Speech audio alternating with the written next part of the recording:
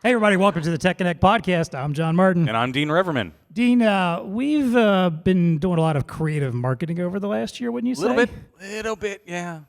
We had to get really creative starting around March of 2020. We did this whole thing became a thing, this podcast thing. Right. Cooking shows, trivia shows. In fact, Mark was talking about it on stage. It was Plan B with the toilet roll. Yeah, exactly. We did the whole plan. What happened. For anybody who doesn't know what that means, we are coming to you live from VARTECH today. Hey! Yeah.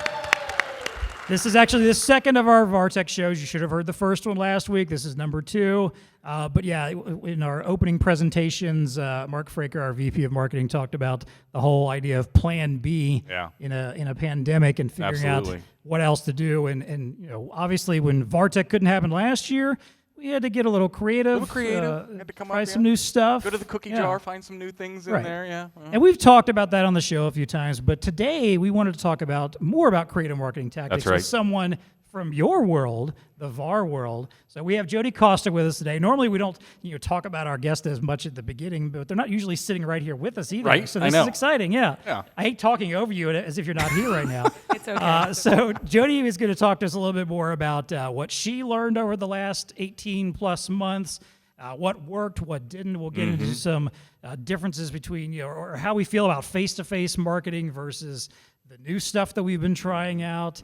What does it mean to be creative with your marketing? How can you accomplish it if maybe you're not someone who has a full marketing department or even a marketing specialist of any kind? How do you decide when to give up on marketing and move on?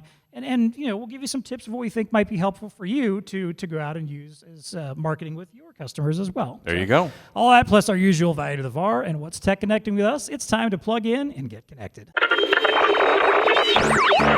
Welcome to the TEConnect podcast. It's time to get connected.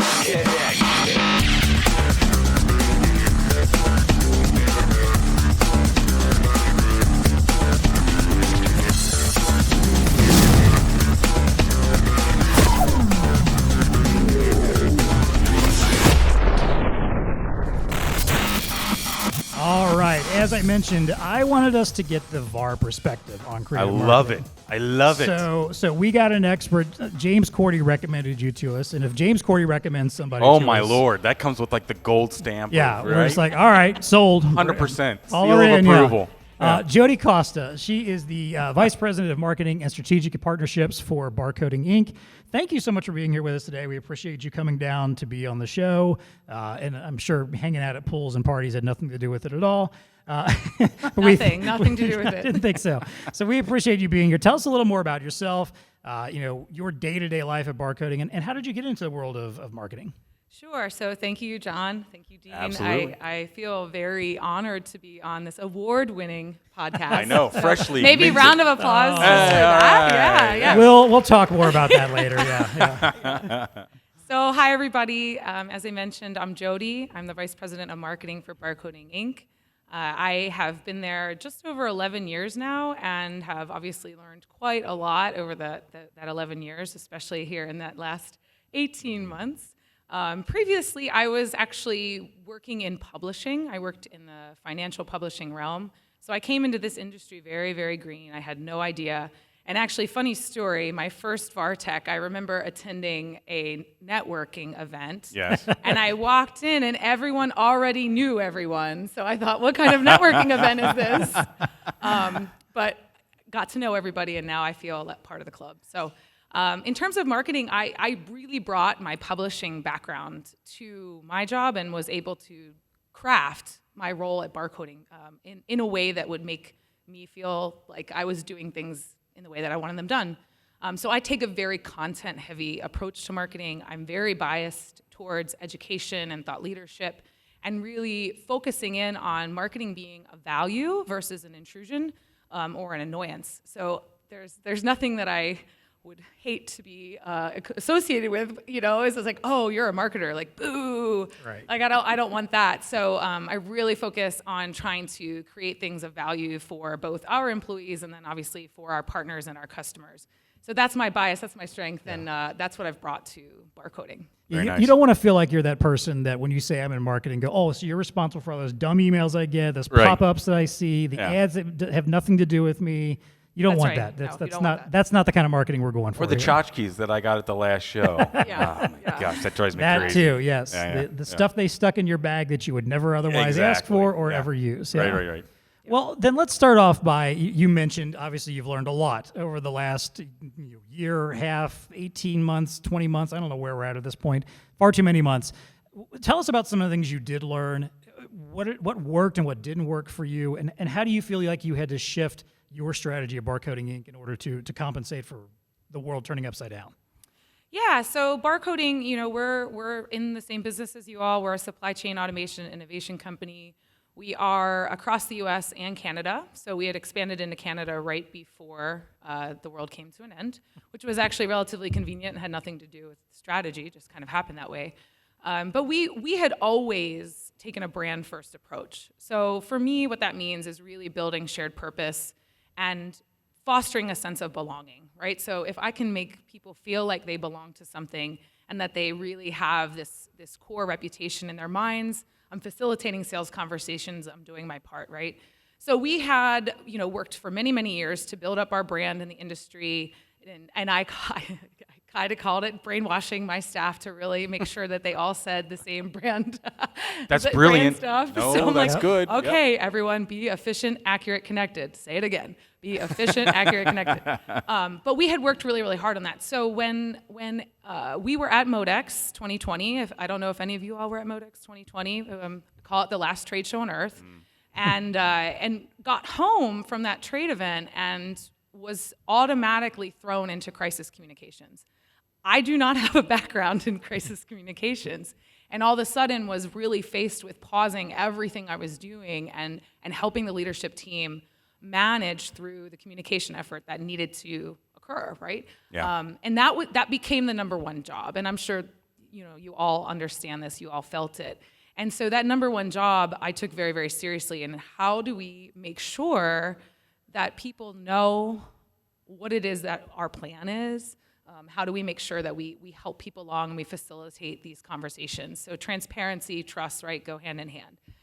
But really soon thereafter, the real crisis component, it was, well, how do we continue to talk to our customers?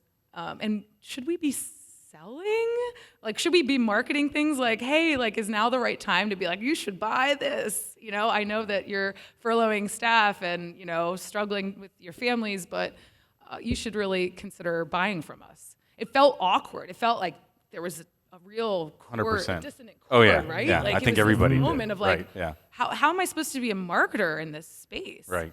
So, kind of thinking through, and I'm walking through this because I think it goes into the approach, right? Going inward and saying to myself, okay, well, what value do I still provide as a marketer if I really can't be out there pushing, right? And one of the things that I thought about was, okay, well, marketing is communications. That's a component of it, right? And we are the communications experts in our organization. So how do we personally connect with people during this time? And so I actually would come up with these emails to our customers, and I'd write it like I was writing it to one individual person. And one of our biggest, open rates of that entire time was an email that was titled, "Hey, how you doing out there?" And that was really the email, like, "Hey, how you doing out there?"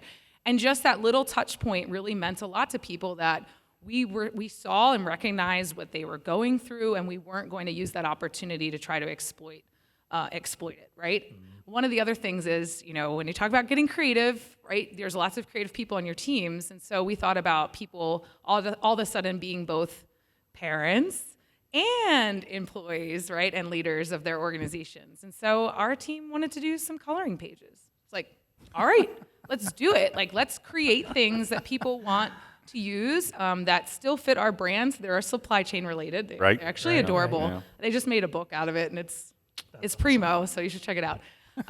But enabling those types of moments to say, like, what are we seeing out there? How can we be just humans? How can we think about the person on the other end and what's going to be appropriate for them at that moment? So that's one of the ways that we kind of went back and said, where are we going to provide the most value? And how are we going to continue to build a brand that still has that shared purpose and that loyalty? Because ultimately, that trust is what's going to, drive our revenue in the future. And I think for barcoding, we really play the long game, right? So when we started to see new solutions coming out around the pandemic. One of the things that I felt I felt really strongly about was vetting to make sure this was a long-term solution for customers before we started to market it. Is this something that's going to cause some unintended consequences? Is something that's more complex than it appears on the surface? So it's not to say we didn't want to get involved with new revenue streams, but it was saying, really what's going to be best for our customers, and is this the right time to be jumping in those markets? Wow, there's a lot to unpack Definitely. there. And thank you for taking us through that journey, because you're absolutely right. There was that whole crisis I just had like a flashback, so thanks, Jody. Yeah, I sorry about kind of that. forgotten about where I was March 17th of last year and the crisis communication that we were all kind of a part of, right? I totally remember that. But really good stuff there, and coming out of it, I love the fact that you mentioned the fact that you wanted to vet the new solutions that were being brought to the table, and I can tell you BlueStar struggled with that because, oh my gosh, it seemed like people were coming out of the woodwork. They saw opportunity. I'm using full air quotes here. That hey, the marketplace has the need for all these types of solutions. We were getting inundated. And it's like, hold on, are these valid solutions? And so for me, it was a little bit of a lesson in communications in general, right? You need to have that vetting process between whatever is being communicated out from your brand, right? And so it kind of reinforced that whole perspective. You were talking, and I wrote down fostering the belonging, fostering the fact that people belong to whatever. And I think that's brilliant because people were starting to lose a sense of that. And maybe it's a little bit of an anomaly of what we went through in the pandemic, but talk to us about some of the tactics then. What did you tactically do besides just email to try to keep that community going, and maybe some stuff that you still continue to do that? Yeah, so a few years ago at ProMat, so I get highly creative sometimes to my detriment, but I wanted to do a theme. Yeah. So this is a backstory. So I wanted to do a theme at ProMat, and I wanted it to be geek themed because I had come up with a formula to help brainwash my staff. If you remember, I was brainwashing. So be efficient, accurate, connected equals, increased cash, reduce cost and improve customer experience. EAC equals C cubed, super, super nerdy. Nice. So I was like, this will be cool, like blah, blah, blah, blah, blah. So as we're talking about this theme, I'm like, I wonder if we could hashtag supply chain geek, right? And make t-shirts and, so this all started, and we thought to ourselves, this is gonna go really good or it's gonna go really bad. And we went to the show and we're like, let's just do it. Like, will people have a sense of humor about this? And will they raise their own hands and say, I'm part of this supply chain geek community, essentially? Well, good for us. It did work. People did raise their hands and say, that's awesome. That's me. That is exactly me. I'm very passionate about this. And so when we were faced with the pandemic, one of the things that was obviously clear was that supply chain was vaulted to the top of everyone's minds. Yeah. Supply chain went viral, right? No all doubt. of a sudden, And supply not in chain. a good way. No, all of a sudden, it's on everyone's minds. Everyone's talking about it. And one of the things that we wanted to do and put out there as part of this community is we're all kind of united in this. So Supply Chain Geek United, we went out and kind of used that as a social media strategy, just kind of changed some of our headers. We had some email signatures created for our team to kind of reinforce these at different touch points that people might be engaging with us. And I'm always thinking about whatever tactic that we want to come out with. I want it to have value in lots of different ways, right? So I never want it to be in a vacuum. I always want it to have legs outside of that. And so I'm always thinking first, like, how do my fellow employees, how will they accept this? Will they use it? Will they find value, right? So I start there, then customers and partners, and kind of that soup. So social media strategy around Supply Chain Geek United. Of course, the world was changing outside of the pandemic too, right? So we were faced with lots of challenges in this human reckoning, right? Like, so many things have come under scrutiny of, like, are these the right ways to be doing things? Mm-hmm. Are we really building organizations in the right way? Are we really thinking about all people, right? So, taking opportunities and moments to know when we knew we could be truthful with a message and when we knew it would be empty words, and stepping back. So one of my lessons learned outside of the pandemic when Black Lives Matter really came to fruition was saying, do we have something that we can say on this? Are we living it? Are we really going to be transparent and truthful if we go out with a message, right? If we aren't, we should not jump in that pool, right? Yeah, right. And so these were all these lessons, and that was also with COVID. Like, when do we when do we just quiet, right? And when do we actually stop marketing and just be quiet and listen? And so those were lots of moments over the last 18 months of like knowing when to go out with a message and when to not. So, certainly tactically coming up with a community to say, hey, we're all in this together, and lots of different design touch points around that. But we also recognized that there was going to be a lack of events, right? And we're all going to be stuck at home.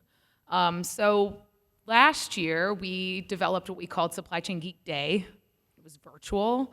And we just had a bunch of speakers come, and we had this whole day, and we had an award at the end, and I popped one of those poppers, and it became a GIF, which I'm super proud of.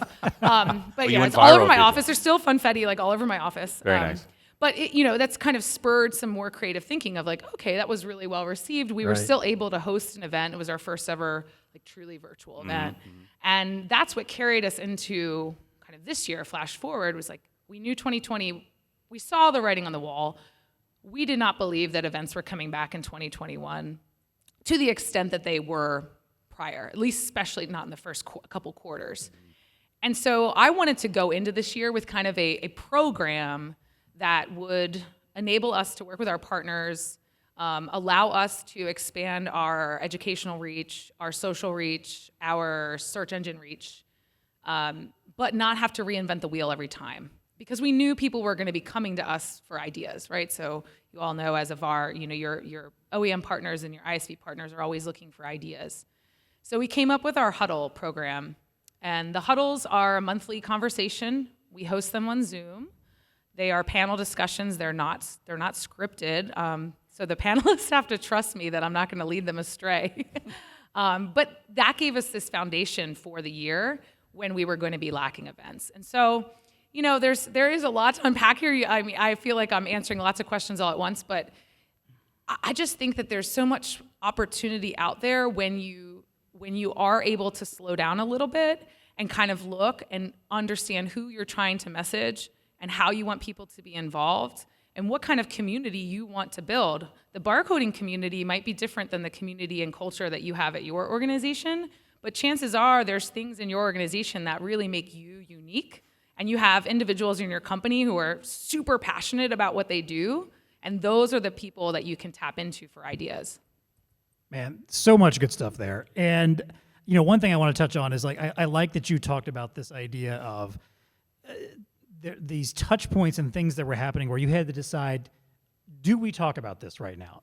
Do we need to talk about this, or should we just keep our mouth closed? Because I remember literally one of our earliest podcasts that we recorded with Cordy last year was all about creative marketing in a crisis and marketing during a crisis. Yeah, absolutely. And we were all talking about all these weird emails you suddenly started getting. Right. Like airlines putting out emails of like, hey, now's the best time to fly. Yeah. It's rates are lower than ever. No, it's not.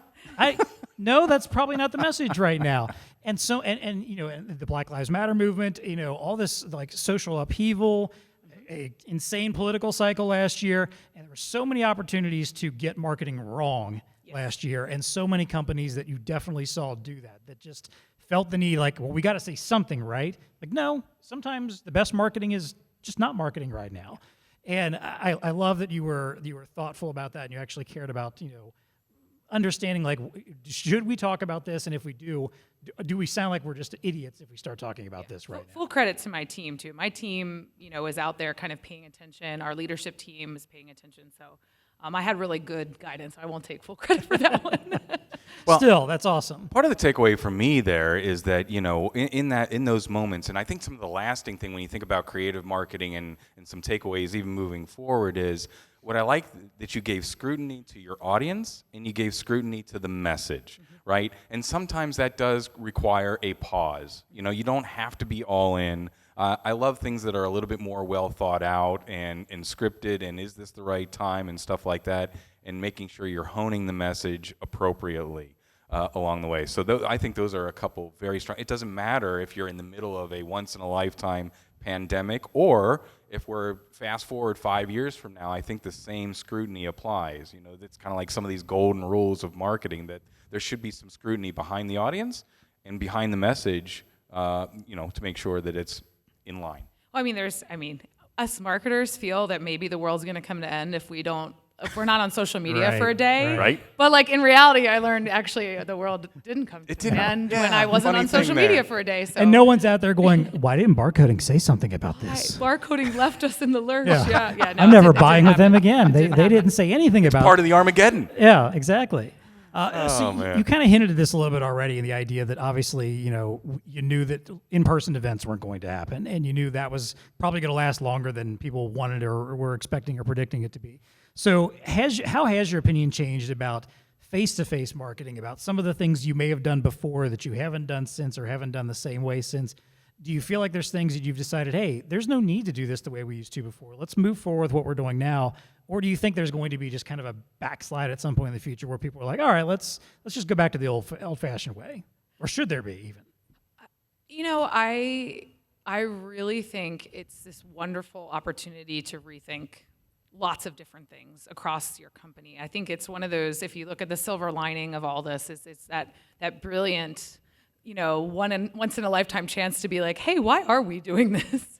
And why are we doing it this particular way? Because in marketing, there's a million ways to do it, which, for those of you who are like, wow, why is she telling us everything that she does? Because you're going to do it completely differently. Do you know what I mean? There's a million ways to do it.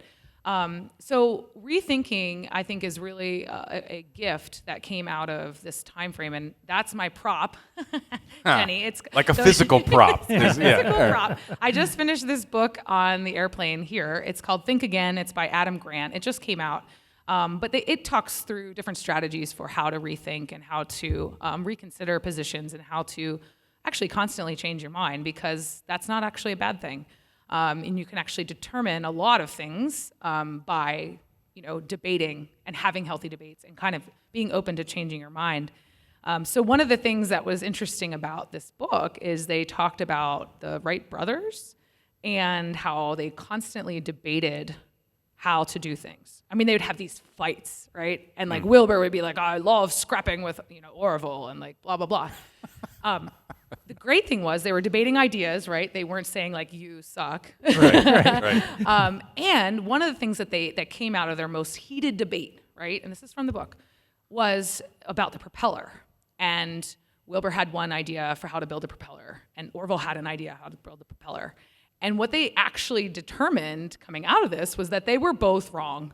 And the entire world had been wrong about it because you needed two, right? Okay, so sometimes we look at what we're doing tactically and we're looking for ways to incrementally improve that tactic, right? But it might not be the right tactic. It just might not be the right approach at all. We might need to rethink the entire component. So I really encourage that in how we think about things. And when it comes to face-to-face, I think when I think about weighing different tactics, I go back to that ultimate brand mission, right? So if I'm going to build my brand and I need shared purpose and I need to foster belonging, this spark that happens in person is very important, right? A lot of my marketing had been built to be in person. Right. And we had an That's executive forum series. Like, we were a very events-based marketing organization. So when all that went out the table, we had to start to translate how do we connect with people using mediums that are now available that weren't, aka video, right? We weren't using video before to that degree. And then how do we make those mediums foster a personal, authentic connection versus, let's say, a webinar, right? Where you're kind of going through slides. There's a place for a webinar, don't get me wrong. But that was what we started to think through. Like, okay, we want the benefit of the spark of in-person, which ultimately, comes down to spontaneity, right? So spontaneity is what really drives the impact of an in-person event, an in-person opportunity. I might run into someone and we have a brilliant conversation. So how do I bring spontaneity into the virtual space, right? That, to me, became our central question. And that's one of the reasons why our Huddle series that I mentioned is not scripted, because if it's scripted, all of a sudden I'm sucking the spontaneity out of it. So I want to have just enough structure that my guests, my partners, I know that we're going to have a productive conversation, but I don't want to take that away. I do think you guys are all part of this. In-person events are coming back.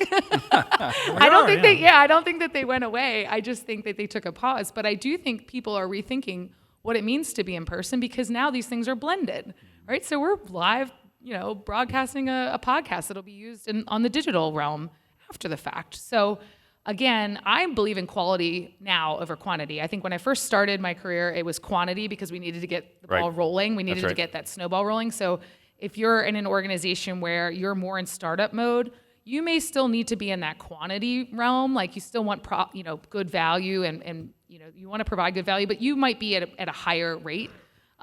We're in this space where we're established and we need to really focus on quality. And so when I do an effort, I want it to have many, many different implications. So the huddles should serve multiple purposes. They should build and strengthen partner relationships. They should, build and strengthen our brand as a thought leader. They should be fun because our brand is also fun. They should be something that we can translate into other types of marketing materials. So can we transcribe them? Can we use them through a social campaign? Can we live tweet while we're doing it? Can we push the video out after the fact? Can that video be, kind of keyword ready on YouTube so we're taking advantage of that search engine? We know that other search engines are obviously keen on video content because it's fresh and it's relevant. So that's going to ultimately play into how we build our website pages and things like that. So lots of different goals and things within that one little program, right? So one program, but lots of impact. Awesome. Going back to some of the face-to-face stuff that you were talking about on that question, I agree with you.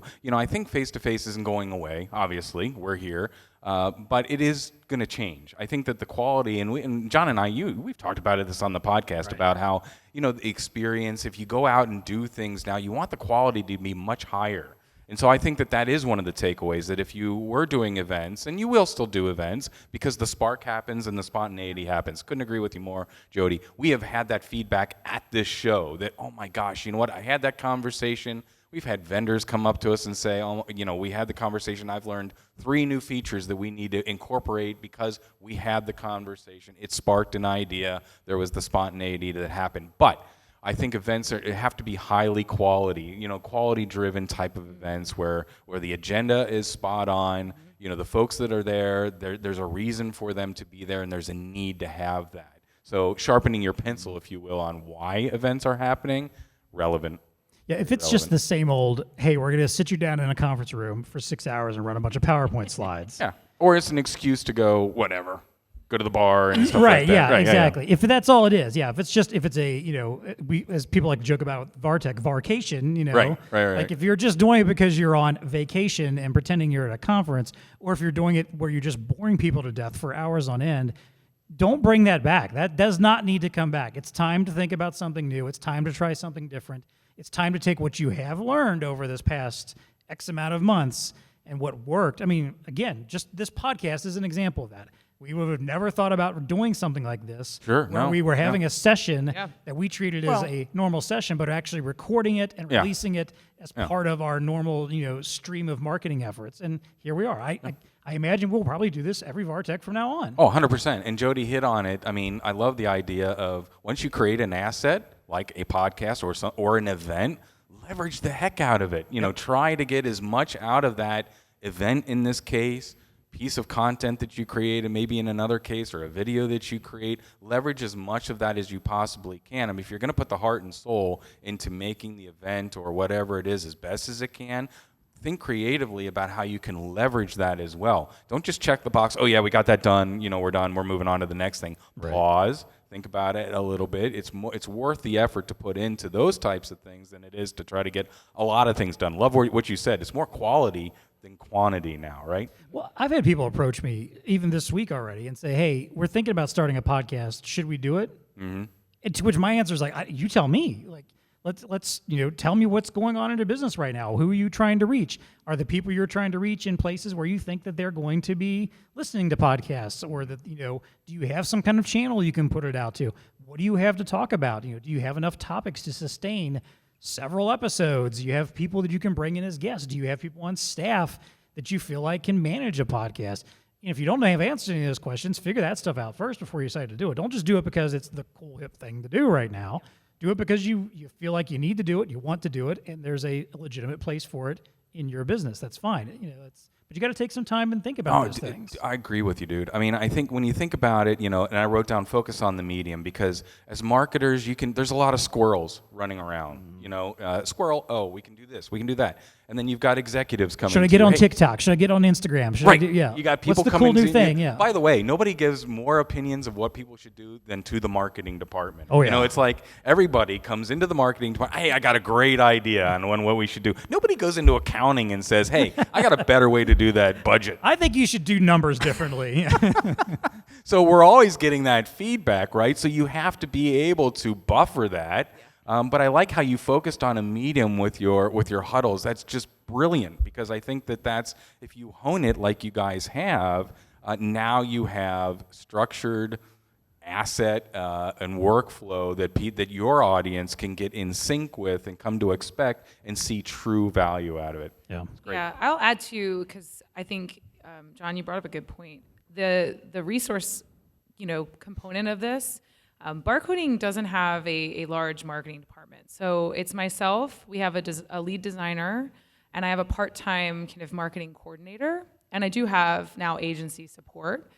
But these types of things do require resources, but I think that's where you have to be really strategic. So we needed to be efficient, right? I mean, if we're going to create a program, it has to be efficient and it has to be repeatable. It's not that different from engineering a solution, right? Marketing a website is a living, breathing product, right? So we knew we needed a program that was going to be very efficient for us to run while still maintaining all of our goals. So that I'd also encourage you to think about your resources and what you do have available and how you can get more efficient with those resources by programmatizing something that you want to do and leveraging that month over month or quarter over quarter versus as a one-time hit.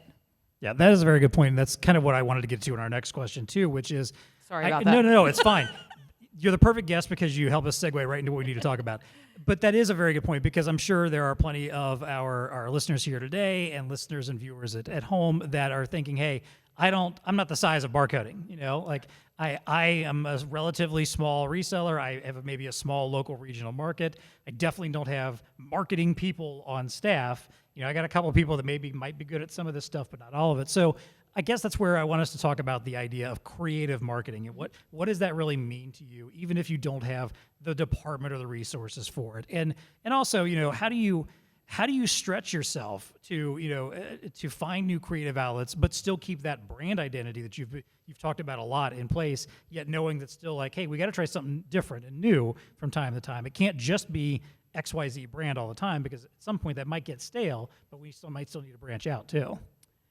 Yeah, so I'll go back to knowing who you're trying to reach. So going back and making sure the marketing department really is well versed in the business and strategic goals. It can't be, marketing's over here and sales is over here, right? So, if there is a divide between sales and marketing and leadership in the organization, that's kind of number one thing to fix, right? Because I need to know, is a majority of my revenue going to be coming from brand new organizations?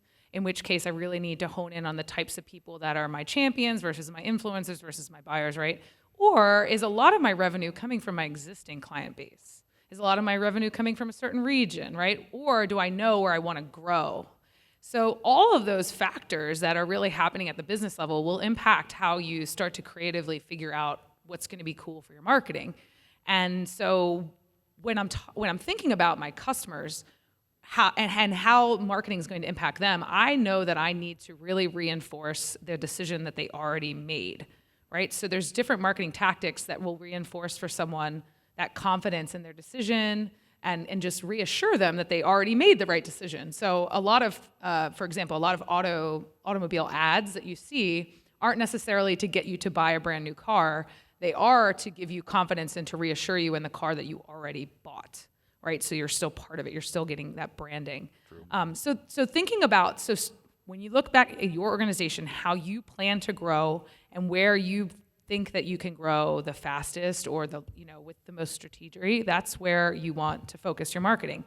And from there, the creativity piece to me is really based in, it's an innovation.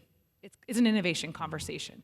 So when I'm thinking about creativity, now I was a creative writing major and I write poetry. Not fair. Woo. Yes, I'm a creative person by nature, but everybody can tap into their creativity, and sometimes it really involves finding that right person. So this is my example. There's people in every single industry. There are people who are absolutely obsessed with what they do. And it may be super, super nerdy to you, but they love it, right? And everyone knows this person, and they'll talk to you for like 30 minutes about their job, and you're like, wow, I just don't care. But I love that you care. And I am now feeling inspired because you care so much about this like crazy little thing that you do. So no matter what industry you're in, and this is good for like a lot of manufacturers and things, they might say, oh, I just make this little ball bearing. Like, who would care? There are people who care, and they care deeply about this, right? Oh, yeah. Yeah, they care deeply. Yes, they do. So I looked at our own industry, right? AIDC. What's one thing that we all deeply care about? Any guesses? Barcode scanning. Tell us. The barcode, right? And I went back and I looked at the history and I thought, gosh, this is super fascinating. Wow, like the innovation that went into that for, the guy's like drawing on sand and he's like, thinking things and what's gonna work.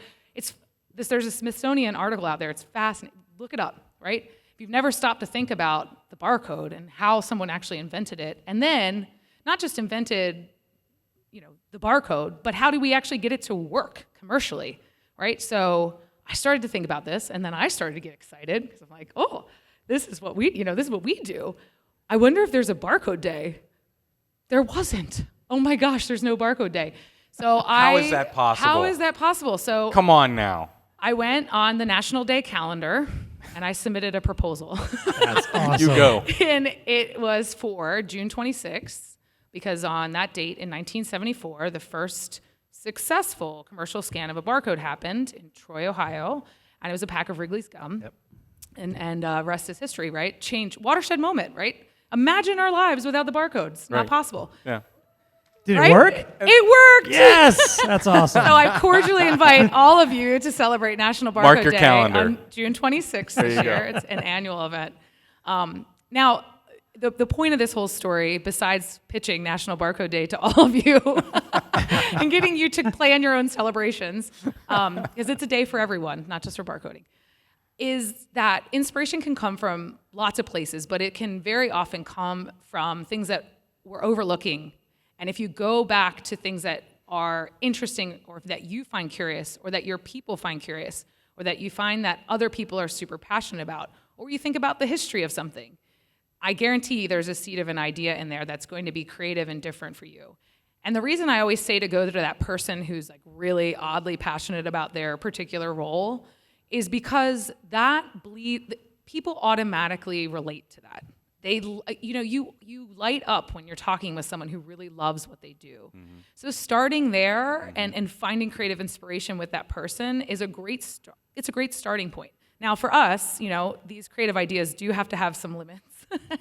But for me, anything that's celebrating the industry, celebrating the people in the industry, that is celebrating the work that we do, that is giving customers a reason to celebrate the work that we do, that's fostering partner communications. These are all part of my strategic plans, and if an activity falls into that, like National Barcode Day, then it's worth it. Yeah. Yeah. So Very nice. Join us. Yeah. Love it. I think there's a lot of good stuff in there, and where I like where you're going, Jody, is the aspect of getting feedback, and I'll go back to that. Prior to coming to BlueStar, I was in charge of marketing at a very small reseller. I mean, we were a 20-person total employees.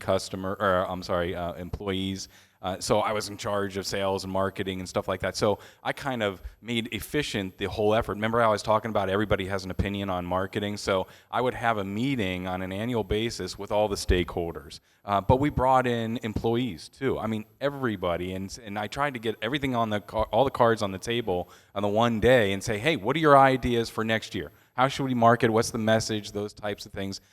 It was my job to sift through them and then figure out the tactics, but I wanted to hear the feedback. So I think that's brilliant, and that's a really good bootstrapping way of doing it, which, by the way, we still do today. BlueStar does today. And you know what the result of one of those sessions that we had? BlueStar did a cooking show called Bon Appetit. Now, when Mark Fraker came to us and said, or we were thinking of this idea, and it's like, why as a distributor, why would we ever want to do a cooking show? There was a lot of eye rolls. There was a lot of eye rolls. We didn't It's let like, Mark see him, but there's plenty of us behind the scenes going, really? I mean, God love him. He's a restaurateur, and I get it. He likes to be in the kitchen, but believe it or not, that is one of those sparked ideas. It's probably one of the most successful things we did during Hugely the pandemic. Popular, yeah. We get 400 live streams, every time we did. It's awesome. So right? Everything that you just said, fostering that. Yeah, I mean, I know there's a place in the market space for, the fear, uncertainty, and doubt. Like, I'm not saying that there's not.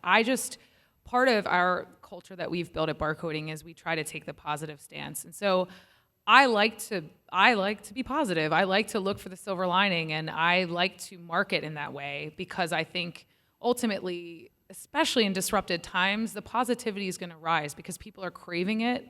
And again, marketing in general, right? All we really want is for people to want to do business with us of their own free will, right? That they want to recommend us and refer us to people that they know, and that they want to feel really confident that what we said we were going to do, we did, and they feel good about it, right? And they can tell their boss, I made a really good decision, right? And then they can tell others, and that strengthens my brand. So the tactics are great, but you have to sometimes step back and say, like, okay, are these ultimately leading to my reputation as being this kind of reputation or that kind of reputation? And so I tend to be careful with the negative style of marketing because I do think ultimately I'd rather my reputation be on the positive side. I agree, 100%. Yeah, I'm aware with you. But, the other thing, too, this makes me think of is, again, if you're someone out there who's saying to themselves, hey, I don't know that we've got the people for this, is to your point, you probably have that at least one very nerdy, very passionate person about whatever it is you do. Every business whatever does. it is you say. Every business has it. I Absolutely. guarantee you there's at least that one person. And that person potentially is your marketing person. Right. Just if nothing else, because of their enthusiasm, their positivity. They're probably already the person that you frequently make sure is out front, like at a trade show, or is out front with your customers, the person that is getting people hyped up about your product. That's a big part of what marketing's about. And again, like to Dean's point, this cooking show thing, no idea that was going to work. The podcast is another one. If Dean had started a BlueStar podcast and had not involved me, I would have been in trouble. Yeah, right. I would have been heartbroken, and he knew it because literally when he interviewed me 4 years ago, long before we ever got around to doing this, he mentioned something about BlueStar at some point having tried out a podcast. That's right. And may consider it again, and I immediately that perked my ears up. I'm like, I'm in. I mean, right. Whenever you get around to that, I'm in. And sure enough, it happened. And it's because I'm excited about podcasts. I was that guy when I started listening to them at some point, years ago. I was talking to everybody. I'm listening to this podcast. People would probably were just like, oh, God. I have friends like that. Yeah, there goes John talking about his podcast again, whatever. But you need those kind of people. When you find that person can be, that's your champion. That's your brand ambassador. Well, it can be part of the your creativity, right? If you're looking for the Right. creative and it's genuine, it's like honest feedback. Yep. I love going to the engineers and figuring because they're elbows deep in what's going on in the real world, and they know what features are working, what benefits are not working, and stuff like that. You get that feedback, then it's and you can get creative too, whatever it is. Because everybody, like I said, everybody's got an opinion of marketing. It's just a matter of combing through it, finding the good ideas, and then deploying the right tactic to make it I agree. happen. Well, let's wrap up with the main part of this conversation with, two key questions here, which one, what kind of marketing do you feel has been most useful with our end users or the VAR audience end users? And is there any time when you do feel like you just have to call it and move on? Like, is there any, I know these things may seem kind of separate, but at the same time, I feel like a lot of people go out and they just do the same kind of marketing over and over and over and over again without really thinking about what's working and what's not. So tell us where you think you've seen success that is lasting success, but then also what kind of stuff and at what point do you say, we got to stop doing this. It's time to quit this. It's just not going where we need it to. So in terms of, kind of that lasting success, one thing is that not all marketing is glamorous and cooking shows and National Barcode days, right? I mean, Right. I hope I see some nodding heads. Sometimes the work is not glamorous, and sometimes the most lasting, initiative that you can take is really understanding your data and really diving into the work of going through the database, right? And it's not glamorous, but it's still marketing, and it's still understanding what data you already have and what you still need to know, and how do we better use the information that we already have.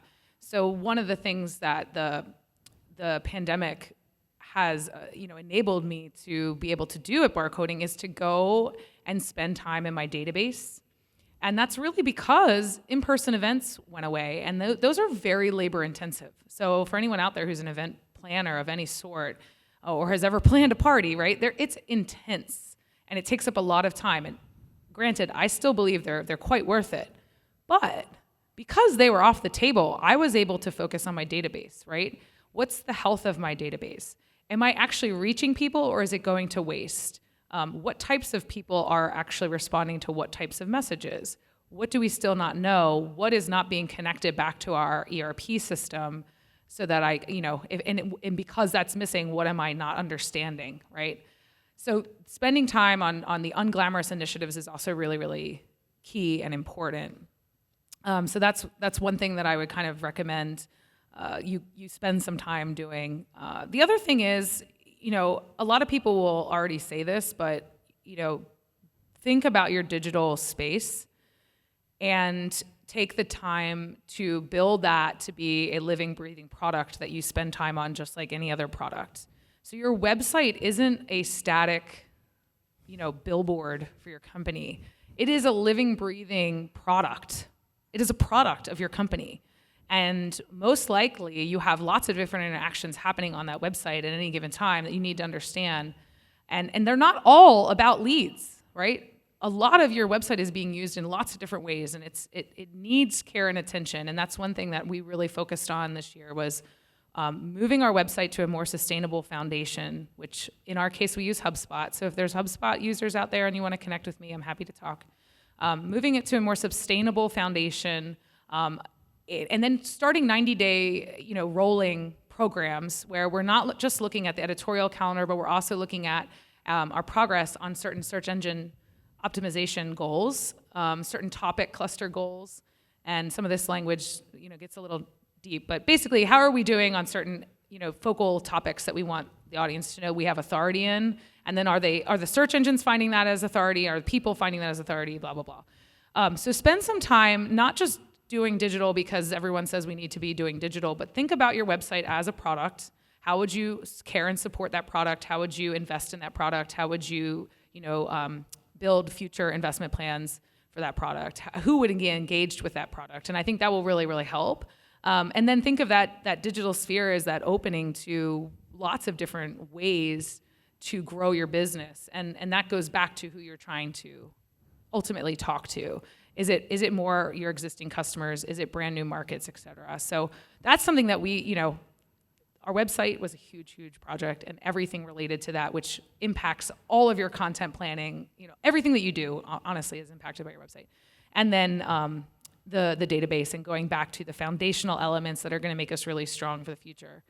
In terms of things that haven't worked, I'm like kind of a pack rat, so I don't like to give up on things. Like I always find some reason why it was a success. Yeah. But look, okay, so you that's got this bad. one opportunity out of that. That's we such can a evolve marketing this, thing yeah. to say, right? It is, totally. Oh, leadership. No. It wasn't that it didn't work. It worked. It just worked in this way. I was unexpected with The world just wasn't ready for it yet. Yeah, right. Yeah. That's so awesome. so there's nothing I would say that I've given up on, but there's things that I've learned from and pivoted. So I try to take some sort of learning from everything, and we may not just continue with that exact process, but how do we pick it up and then kind of iterate on it? There's another book I'll recommend. It's called The Technology Fallacy, and this is really about the intersection of people and technology, which is what we do for a living with our customers, but it's also what marketers do. And it's trying to understand how people move through space, right? How people interact with technology, and then what do those interactions with technology then create, right? Mm-hmm. So the example in the book is duct tape. So duct tape, as all of you have ever used it in your life, that was not an intended use of that product when it was created, right? No, Nobody not at uses all. duct tape the way it was actually inherently created. The way people interact with duct tape has actually uncovered all these hidden affordances that technology brings to the table. So as people interact with technology, which is whether you're talking about your customers interacting with the technology you're selling or the technology you're producing, like your website, things will occur. People will change, and then their experience with that will change, and you need to be aware that those things are still valid. So your website might not be used the way that you thought it would be. That content piece may not be used the way you thought it would be, and that's why you always have to follow up, because you can't just create a PDF, send it to the sales team, and say, see you later, right? Because they may use it in a completely different way than you thought that they were going to use it. And that tells you something, right? That's a little kernel of data that you can use to improve the next time. So you're saying duct tape is not to hold a fender on a car? That wasn't the original intent? maybe not the original intent, but a good intent. Or to hold that fabric over the light in our studio so that Right. the head doesn't shine every time we do a podcast. Yeah. Going back to the one question before we move on, the whole calling it, because I like where you're going, Jody, with your whole journey of kind of refreshing your digital, diving in. When you couldn't do face-to-face, you dove into the digital. What does my data look like? What does my website look like? Really kind of honing that. One of the things that we learned, John, and I mean quite candidly, is that I think we sharpened our goal setting around end-user demand generation campaigns and really kind of refined that. So I mean, if you invest in the stock market, typically a lot of people will say, well, okay, I'm going to invest $10 in this stock, and by the time if it doubles its money in a year, that's my goal, and then whatever, I'll pull out of it afterwards. Well, setting simple goals like that around your digital campaigns can almost automate when to call it, if you will, just by having some very basic stuff. And hey, if we get this goal of impressions, click-throughs, whatever it may be, and it achieves it, great. If it doesn't, and this is the part that we've kind of pivoted on, it's like, hey, this thing's failing, move on to something else. The message isn't connecting. Digital gives you the opportunity to be very quick in that decision making and call on it. Yep. I completely agree. All right. Well, hey, before we close things out with our recurring segments, first of all, Jody, thank you so much. There's been some enlightening conversation here. You definitely checked off several boxes of things that I get excited about, which when you talked about refreshing websites. Oh, my gosh. Dean probably saw the big smile on my face. His face lit up. Because it's one of my biggest pet peeves. I always rail against websites that are outdated and old and clearly haven't been updated since GeoCities was still a thing, So I get, it gets me every time. And they're out there. And there's a lot of them out there. A lot of them in our industry, sometimes there are people that try to unfortunately. do business with us, and I go look at them and go, Not fix gonna that happen. first before we're going to work with you. So, all right. But hey, we want to, as always, thank our sponsors, Elo, Epson, Honeywell, and Zebra. We thank them for their support of this podcast. We could not do it without them. And hey, if you like what you've seen here today and you're not already a subscriber, please subscribe to the podcast. You can find us on any of the major podcatchers. We're also on YouTube. We film every single episode and put it on BlueStar Inc.'s YouTube page. So you can find us there. Share with a friend. Word of mouth is the greatest way to get a podcast moving. There's a marketing tip for you right there. No podcast comes out of the gate with hundreds or thousands of subscribers unless you're already some super celebrity and have some huge channel. It takes time. It's a long, long road. So It's a long play. Exactly. Yeah. So and it's worth it, but it is a long play. So hey, if you ever want to reach out to us, also if you have some tips or some topics you'd like us to get into, some people you'd like to hear from, we want to hear from you. This show is for you. We want to know what you like. You can reach out to us on Twitter. We're at TEConnectPod. You can also email us TEConnect@BlueStarInc.com. All right, hey, let's wrap things up. We have two recurring segments we do at the end of our shows. The first is Value to the VAR. This is where we try to tie up the show with a nice little bow and give you a takeaway something you can do right now with your business or with your work and your efforts. So, Jody, obviously, I'll let you start here. What should they be self-evaluating about their marketing efforts right now in order to start down this path of maybe getting more creative and figuring out what's next for their marketing? I would start with engagement. And I would look at whether your own staff is engaged with your marketing, obviously your customers, your partners. But start there and see if what you're doing is meeting the standard that is, will people spend time?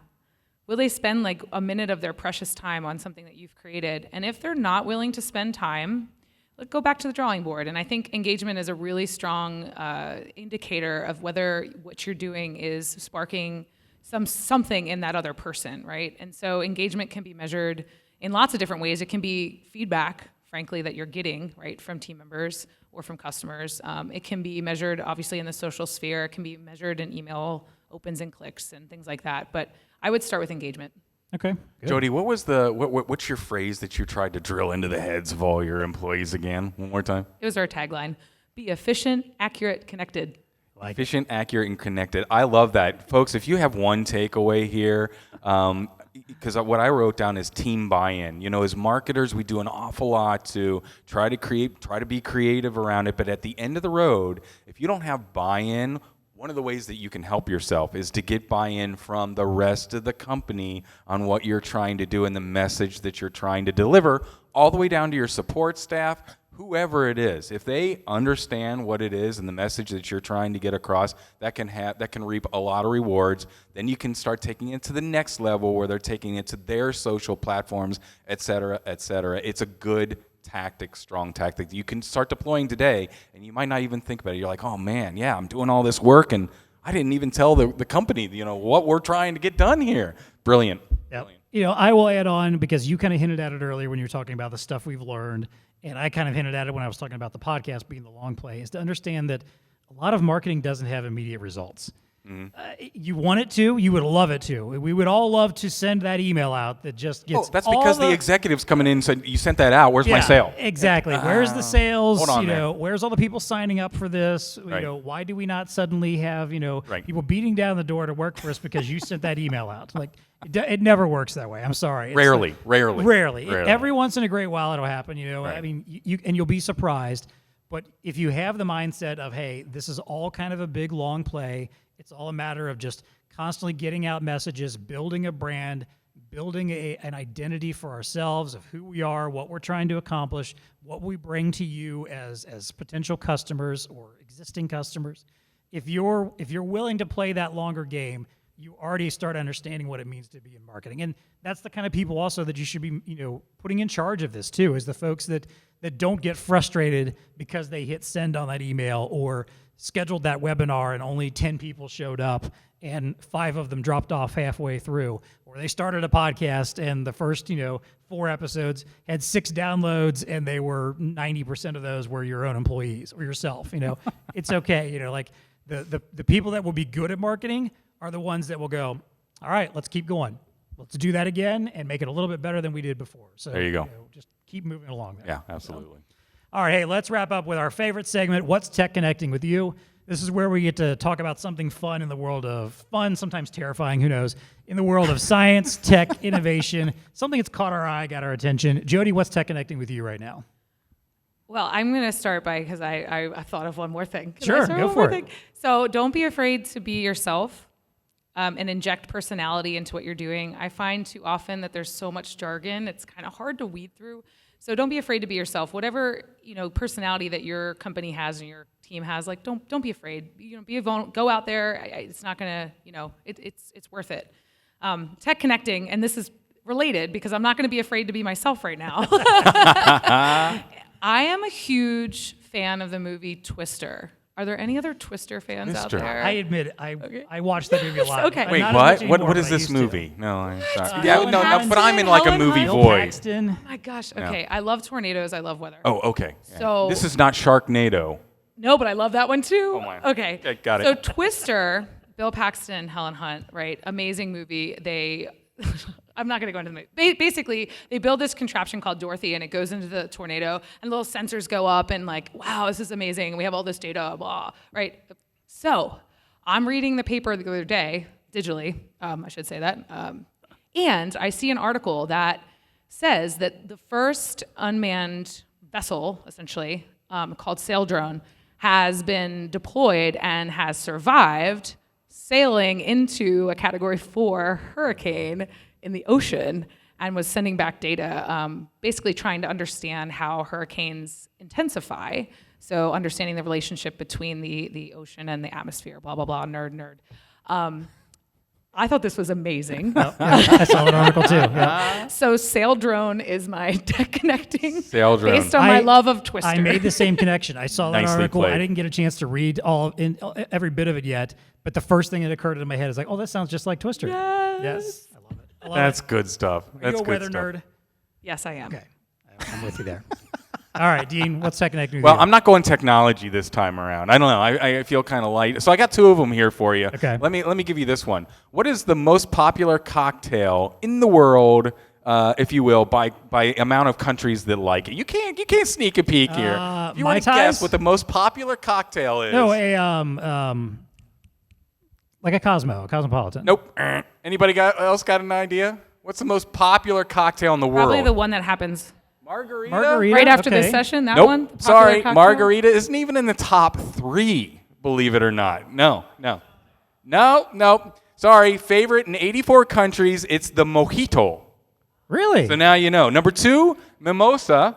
Number 3 is okay. pina colada. Pina colada is Pina the favorite colada. cocktail in 14 countries. So myself. there you go. Hey, it was a little tech connecting with me. I don't know. Okay, I come to okay. a VARTECH. There's a lot of networking Yeah, half the going reason on. you come to a live in-person event is to drink. So 100%. yes. Okay. There you go. I Right. gotcha. So my other one is I did read a fascinating article about the 20 fastest growing and declining jobs out there. Right? Because you always want to know, hey, wait a minute. Am I on the right list? Am I on the list of the where do I need to be? Okay. So, the fastest growing jobs pretty much makes sense.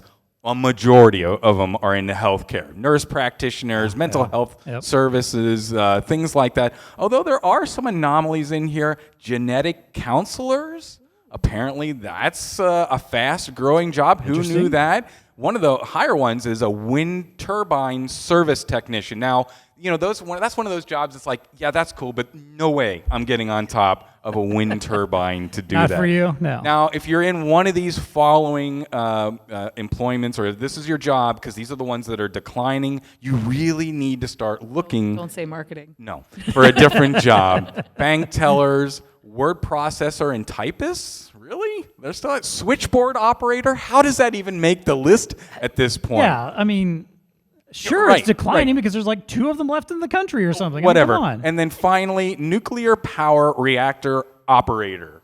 If you are doing that okay, right now, okay. you might want to get another job because it's sunsetting. yeah. Who knew? Yeah. There you go. There's So all there's kinda your makes sense. bites Yeah. today. Yeah. You're Not doing a technology, job but- that most people didn't realize still existed. It's probably time to get out. That makes sense. Yeah. There you go. John, what's tech connecting with you? So I don't have any lightsabers to pull out today. Sorry. That was a one Oh, one yeah, trick that was pony. kind of cool. No. Oh, Jody would have gotten geeky on that. She too. would have. I know. I mentioned to her beforehand. Okay, so I think actually Cordy on that same episode last week though mentioned the company that was starting to work on some of the autonomous vehicles for trucks and SUVs. Ah, yes. Well, here's another Rivian. player that recently has stepped into the game of the new high tech electric automated vehicles.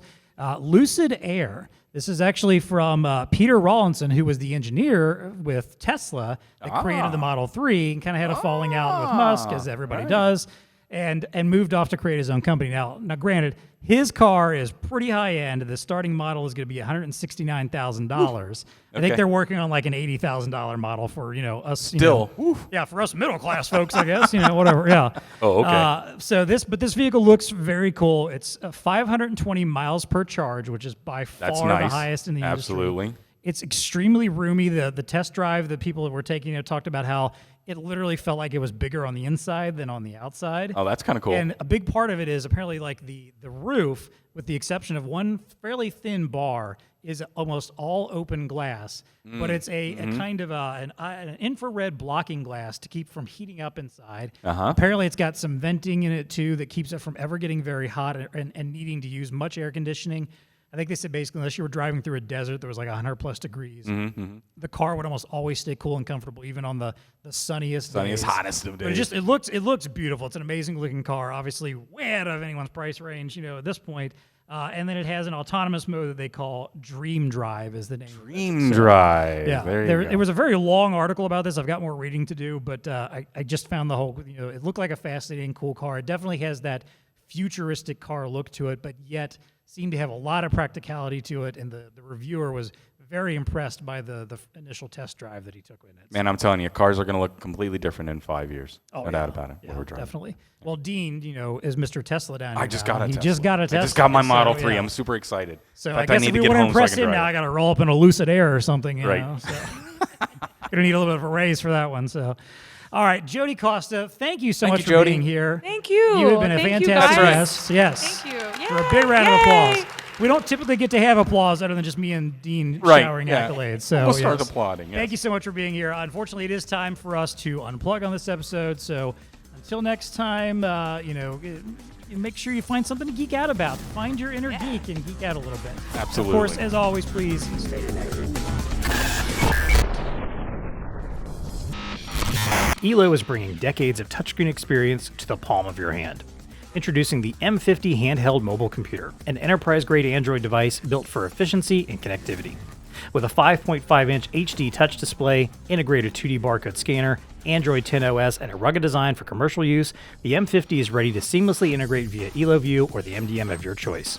Long battery life, quick charge, Wi-Fi, Bluetooth, or 4G communications, and plenty of accessories make the M50 a bold new choice for enterprises like warehousing, retail, healthcare, delivery, and more. To learn more about the M50 now in stock and ready to ship, check out the link in the show notes or contact BlueStar's Elo team. Now more than ever, organizations are requiring sophisticated access control solutions. Evolus, the world's leading direct-to-card printer manufacturer, has solutions to fit any card-related access control scenario. Their open SDK is perfect for custom applications, and their 7 different encoding options cover any card requirement in the marketplace, from basic mag encoding to complex UHF. Whether your customer's access control requirement includes contact or contactless, simple ID cards, multi-purpose cards, or something else, Evolus has you covered with their newly expanded range of self-service kiosk printers. If you are an ISV or system integrator in the access control arena, contact your BlueStar rep today to identify with Evolus. Instant and reliable inventory and asset visibility is vital to many enterprises, where misplaced, undercounted, or unaccountable items can cost companies big money in replacements, repairs, restocks, and their reputation. That's why Zebra's RFID portfolio includes a business and industrial line of fixed RFID readers, complementing their broader line of data capture and mobile computing products. There's the ATR 7000, ideal for indoor RTLS applications. The FX 9600, which requires no hardwired connection for large distribution yards. The FX 7500 is compact and powerful for faster, accurate reads in large open areas and business class environments. Finally, Zebra's collection of combo reader antenna solutions track inventory and assets as they move through entry-exit points, ideal for retail, distribution, and manufacturers. To learn more about any of these options, check out the link in the show notes or contact Kevin Thomas on the BlueStar Zebra team.